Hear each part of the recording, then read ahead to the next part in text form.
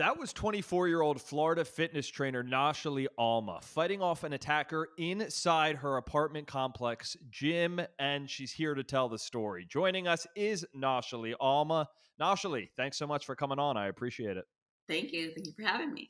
Just a crazy incident overall. How are you feeling since this happened? Overall, I've been feeling good, mentally and physically.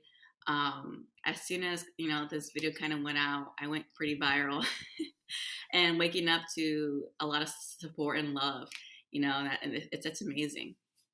Yeah, it is. And I'm sure, the outcrying that you got, people have called you an inspiration, et cetera. It just has to make you feel great. Oh yeah, yeah, yeah. I've gotten millions of people from around the world just messaging me like, "Hey, I'm from here, here." They're all calling me badasses, inspiring them to work out and to even just take classes to defend themselves and get stronger. And that's actually like an amazing feeling. Hey, it's well deserved. So before he attacked you, were you alarmed that he was just standing there and not really using any machines or exercising at all? So no, not really. So after I let him in and everything, I was like in the zone working out. I didn't really pay much attention to him until I finished my workout and I stood up. That's when I noticed he was just standing there. But I kind of just ignored it because I was like, okay, maybe he's just, you know, I don't know what he was doing, but I just let it alone. I didn't want it to affect me or anything. So I just let it be. And I went back on my phone to put a self timer on. And next thing you know, he just came right after me.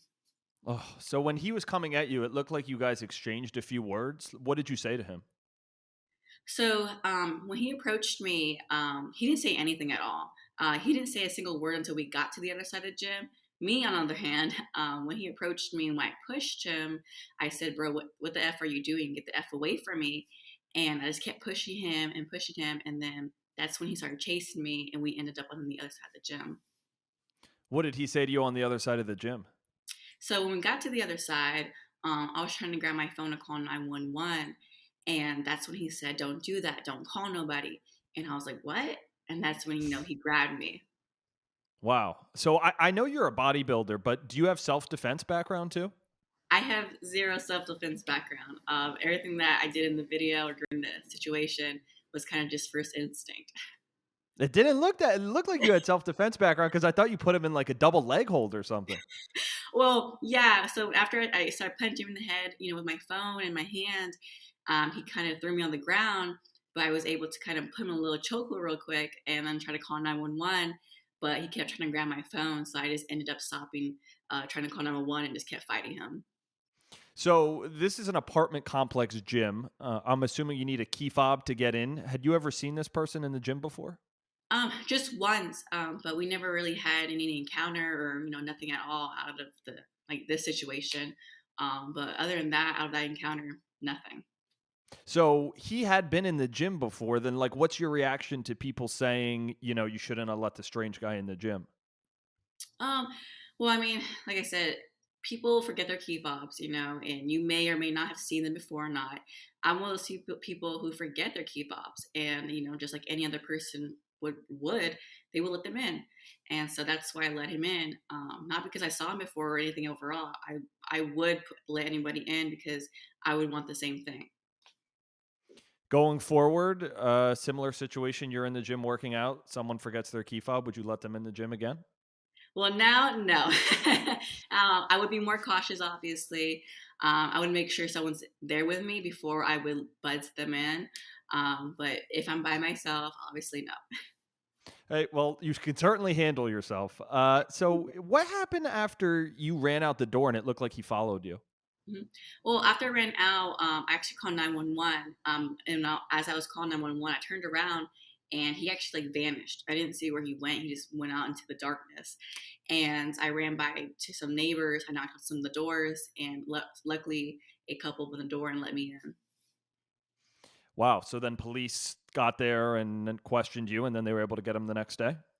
Yeah, it was crazy how yeah. So the police got there within like 2 minutes after me calling, and there was like seven patrol cars. Just they all popped up. I was like, oh my goodness, and they all followed me back to my apartment. Just started talking to me for a couple hours, making sure I was okay.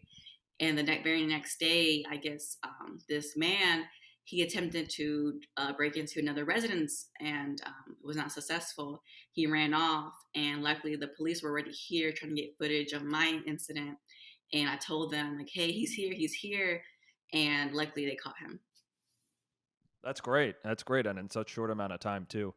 Did you ever learn what his motive was? Yes, I did. He also admitted in his interview with the cops that he did want to rape me. Oh my gosh! Wow, that is so scary. I don't know if that's public information or not, but it just goes to say what a job you did fending him off. Thank you. Yeah. So I already saw on your Instagram that you were back in the gym, which is great to see. I know it's your career, but it did it take you a while to get back in the gym after this happened? No. After shortly after about 2 days, I've been back in the gym ever since. It hasn't stopped me one bit. These type of situations, you should never let it stop you from doing what you love and enjoy in life. And I made sure of that. What was your mindset while this was happening?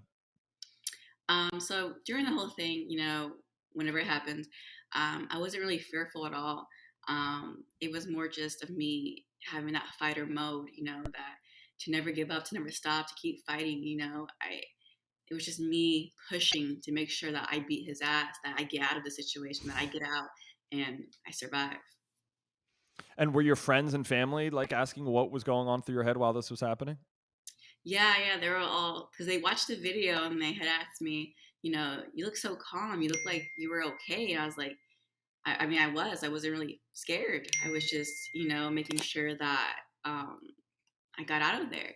And it was more just me like having that, like I said, fight or flight response, that fighter mode where I'm tough, I'm bigger than you, we're the same size, you're not stronger than me. I'm gonna make sure I get out of this. Great, good for you. So law enforcement's labeling you an inspiration for the way you handled yourself. Like, what's your message for other women who may go through something similar to this? Yeah, like I always said, don't stop, don't ever give up, keep fighting. Because the more stronger you push out and the more you fight back, the more they're gonna stop and like, damn, this girl's a fighter. I don't want her. And the more you just keep fighting, and the more that they see that you are scary, that they're like, oh God, I don't want this. Like that's all. Like, don't ever give up. Don't stop. Inspiration. I think it's an accurate word that law enforcement used to describe you. Nashali Alma, I really appreciate you coming on. Great to meet you, and I'm Thank glad you. you're doing so well. Thank you.